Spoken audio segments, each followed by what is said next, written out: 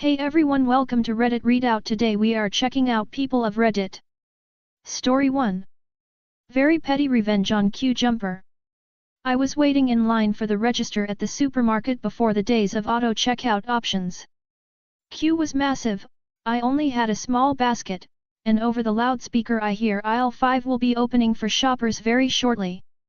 As I start to move, the mid-20s lady behind me, with a full trolley, burns over to the other side of the aisle, crashes her trolley into me as she does so, without apologizing, and starts unloading her colossal mountain of shopping.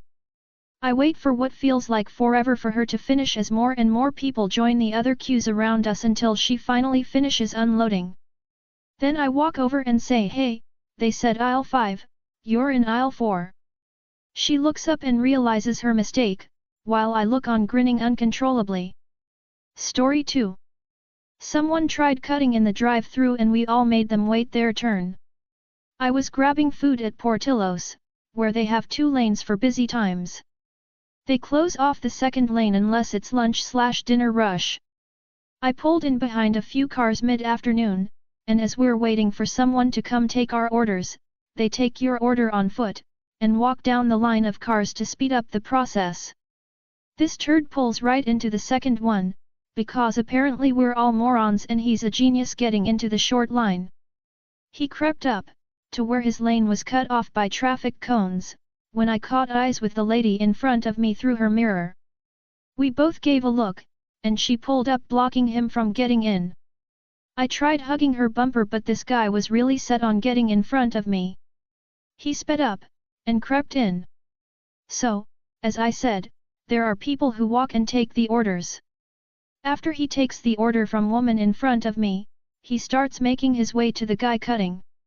I leaned out the window and said, "Hey man, can you make that dude wait? He's trying to cut in front of all of us." The kid looked at the car, looked at me, and gave a head nod and came to take my order.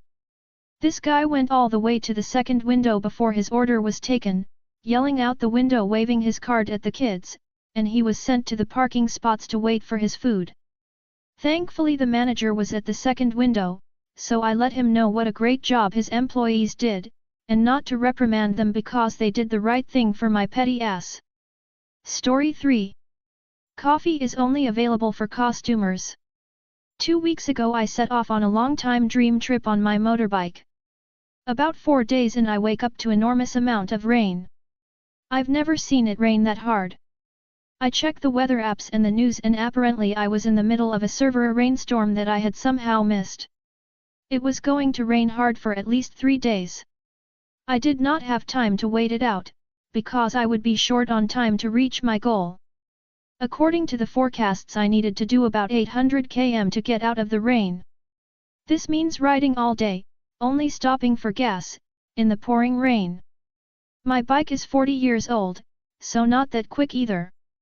Now luckily I brought some good rain gear. However, with this rain I was still soaked within the hour. I decided to keep pushing as long as I could, I was already soaked anyway. What's gonna happen? Get soaked? The cold was starting to get to me and I was nearing my breaking point when out of nowhere I saw this biker shop. Kinda hipsterish biker fashion and gadgets, all that. I notice they have a coffee bar so I pull up, park my bike and walk inside. As I am standing there, shaking from the cold so bad I can't even unlock my phone, I ask if I could please order a coffee. I didn't say I intended to pay, but that was totally the plan. "No, coffee is only available for costumers," was the clerk's reply. I knew this dude could not be a biker would not deny another biker a simple cup of coffee in this situation. "Okay. I say, trembling still, I'll take that shirt, XL, please, €35. I hand him some wet banknotes and ask if I can have that coffee now. He reluctantly makes me one and I savor every last little drop. I ask for another one and to my surprise he makes it for me. I drink the second cup, feel a bit warmed up and have finally stopped shaking. I get up from my table and walk back over to the counter with the shirt. "Hello, I would like to return this shirt. Not really my style after all. Could I get the money back?" And the dude gives me back the money. He doesn't seem to realize I just played him, so I add a thanks for the coffee, great customer service. As I leave. Cunt. Story 4. The neighbor's car. My neighbors can act rather antisocial, especially when they are having a family get-together. The backstory is they regularly party until 2 a.m. Sunday through Monday. Their guests park their cars awkwardly on the road, so it's difficult to maneuver around them, and they let their dogs crap on the community gardens without picking up. Annoying, but not a hill to die on. I also suspect that the dad is an alcoholic, as I see him staggering up his drive most evenings. Recently he bought a BMW convertible. I have a Ring camera that picks up a part of their drive, both film and sound. I can tell it's his pride and joy by the way he throws out the stats on it when showing it off to visitors. Last night I went outside to take my bin to the end of the drive, ready for next day collection, and saw a key fob on the floor at end of our drive next to the neighbor's bin. I glanced up his drive and saw the car top was down. So I just nudged the fob under his bin with my foot and went back inside my home. I went on my Ring to see that the man had driven up his drive, struggled to get out of his car, dragged the bin to the bottom of his drive, then swaggered back, obviously drunk. He must have dropped his keys in the process. I chuckled and went to bed. Last night it rained hard. I left the house before the neighbor is outside. I can't wait to check my Ring camera footage later. Story 5. Play stupid eBay games, win nothing. I was looking for something for my husband for our upcoming wedding anniversary, 6 years, iron. I found something with 3 listings for an almost identical item. The cheapest was a sale price of $23.09, buy it now, from $34.99, with $10.25 shipping. They also had a make an offer. I decided it couldn't hurt and made an offer of $20. Seller declined and immediately took down the listing, so I couldn't even buy it at the sale price and relisted for full price. Okay, fine. Next one was a sale price for $21.75, buy it now, from $30, with $14.60 shipping. A couple of dollars more than if I had just bought the other one at the buy it now price, but didn't think the seller would be so petty and immediately unlist the item. They also had a make an offer option. I offered $20 to the second seller, they accepted, and I paid within 10 minutes of putting in the offer. Not even 5 minutes after buying the item from the second seller, the first seller sends me an offer for the item with a price of $32. I declined and sent them a message stating I just bought one for $20. I would have paid the original $23 sale price after they declined my offer if they hadn't immediately taken it down and relisted to play games. Have a nice day. Edit. This will not be the only thing I am getting him, just a token iron item to fulfill the traditional gift of 6 years. Edit 2, 100 upvotes. Thank you so much, everyone. May not be a lot for some, but this is so cool to me. You are all so awesome. This is my first post on this sub. Thanks for the love. Edit 3. Is anyone seeing all my awkward replies with an Imgur link in response to the person who asked for pics, or it didn't happen? When I am on my Samsung phone I see nothing, but on my iPad I see all of them. Also OMG, thank you for the upvotes. Edit 4. Thanks for the gold, kind stranger. Story 6. The best $20 tip I have ever given. Yesterday on my drive home, I decided I wanted to order a pizza. I live in a region with a very popular gas station that is famous for its pizza, so I opened their app, put in an order, and kept cruising. About 5 minutes after, I came up behind a guy in a pickup truck swerving slightly on the 2-lane highway I take to get home. No big deal, I wait until we are in a passing zone, floor it around him, and as I pass, notice he is texting. Again, no big deal. I had earlier been ordering a pizza while driving, so I have no room to judge here. I suppose my nosy look over upset this guy because he immediately got into the left lane to pass me back, only there was another vehicle coming, so he darted back into our lane behind me, right on my ass. I decided I wasn't in the mood for this, and with enough traffic coming to hold him behind me, I picked my spots and sped off, putting a bit of distance between the two of us despite his best efforts to overtake me. Eventually, I made it to my local gas station to pick up my pizza, and as I parked, I noticed the pickup truck pull in behind me and up to a pump. I look back at the guy and shake my head, and he returned the gesture. Whatever. I walk inside, right up to the counter, tell them my name and that I am picking up my pizza. Oh great, it is being boxed as we speak. Let me grab your ticket so I can ring you up. He walks to the kitchen area, which is right off from where the registers are, and as he is doing so, I step to that area to grab napkins and parm. We walk back to the register, no more than 10 steps, and pickup guy is standing there with a $20 in his hand. He looks at me and says in a hurry. Then attempted handing the cashier the money and goes 20 on pump 4. The cashier says, oh, he was here first, let me, to which the guy interrupts, 20 on 4.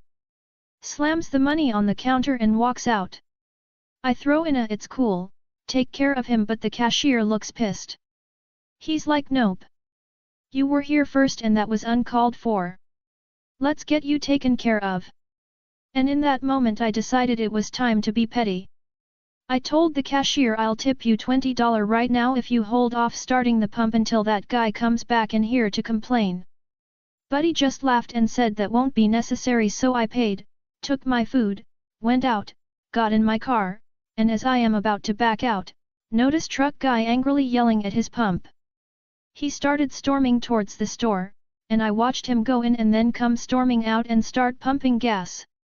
I immediately went back inside with a shit-eating grin and told the cashier, you earned this, and gave him a $20. He just laughed and told me to have a great day. Story 7. Entitled Lady Tries to Force Me to Leave a Public Lake, I Force Her to Leave Instead. This was a few years ago. I used to work as a detective for a local police department, retired now, and this occurred when I was still employed there. In my life I've always made every attempt to stay on the right side of the law, as I consider hypocrisy one of the worst traits for an officer of the law to have. I owned a nice ski boat, and in my spare time I enjoyed taking my family to the local public lake to use the boat and tube, water ski, swim, etc. My kids were ages 12 and 13 at the time, and they really got a kick out of this. They wanted to go nearly every day off I had, all summer long. One day, we were at the lake, and after a few hours, my daughter mentioned she needed to use the bathroom. The lake also had a public swimming beach that had public restrooms, and we would often take bathroom breaks there.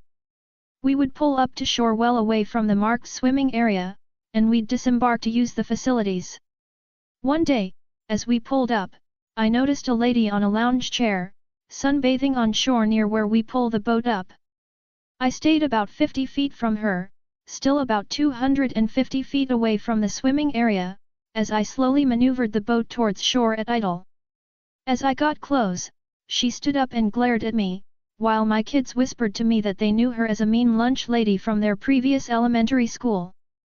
As I brought the boat up to shore, this woman started yelling very loudly that I was breaking the law. I smiled and as friendly as I could I said, "Really? What law?" She continued yelling, saying that I was driving a motorboat in a swimming area. I pointed to the marked swimming area about 250 feet away and asked, "You mean that swimming area?" To which she replied, "Yes." I told her that I never entered or even got close to the swimming area, and that my boat was right now as close as I got. She said the law prohibits boats from pulling up to any shore. LOL, how do you get in or out of a boat? Swim.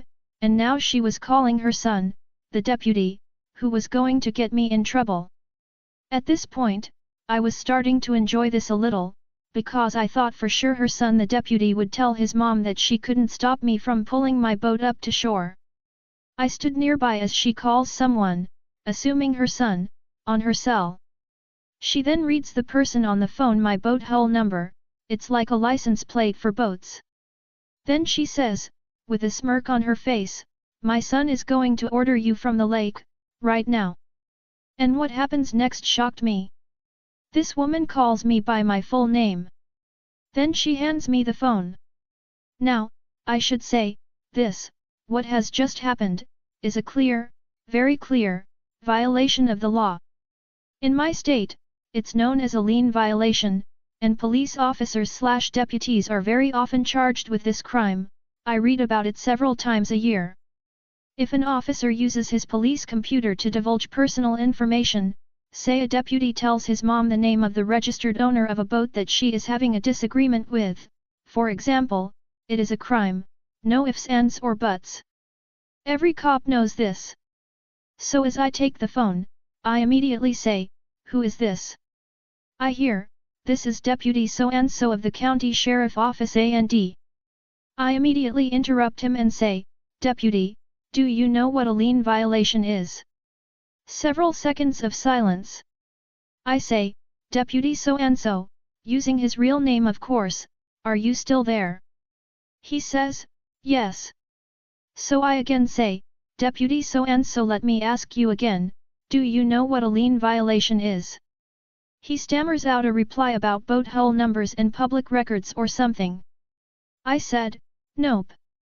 That's not what a lien violation is. Since you don't know, do I need to remind your supervisor what a lien violation is?" Again, silence. I then said, "Tell you what. I'm going to hand this phone back to your mother. Then you're going to tell your mother to leave this beach right now. Then we can all forget this ever happened. Understood?" Long silence. "Understood." He does a long exhale and says, "Yeah, okay." I hand the phone back to his mother. She whispers into the phone for a few seconds, then angrily snaps her phone shut. Without making eye contact, she packs up her stuff and is gone. I thought about reporting him anyway, but technically I was the victim, yet I wasn't feeling victimized at all, lol, so I let it go. Only one other time did I see the lady at the beach again, and as she saw me, she again immediately packed up her stuff and again left. Edit, not for the ACAB crowd, no point in reading below, your mind is made up. When off duty, I'm a citizen, like it or not. And quite frankly, thank God for that. I've never cared one way or another for the thin blue line stuff, and while on duty, I witnessed, then later reported an officer, and another time a dispatcher breaking the law, for the dispatcher a misdemeanor lien violation, actually, which I promptly reported both times to my superior. Both were fired BTW, the officer is still doing federal time as I type this. As a detective, I prosecuted an officer one time for a felony that started with zero evidence against him, actually got the guy to confess. I was shocked, only because he should know his right to self-incrimination. He was charged and pled to a felony. I'm proud of that, if you should wonder. I'm sure I've probably had cases involving other officers even if I'm not remembering it now. But all citizens have rights. Even cop citizens. When off duty, I have a right to not report something that makes me a victim, if I so choose. But now you're a hypocrite. Nope. We can all choose or not. We all get rights, and I will happily prosecute anyone, LE or otherwise, when I'm truly victimized. I get to make the call as to when I'm victimized. But demanding that I become a victim when I don't want to be? Now who's victimized? That's all for today. Please don't forget to like and subscribe.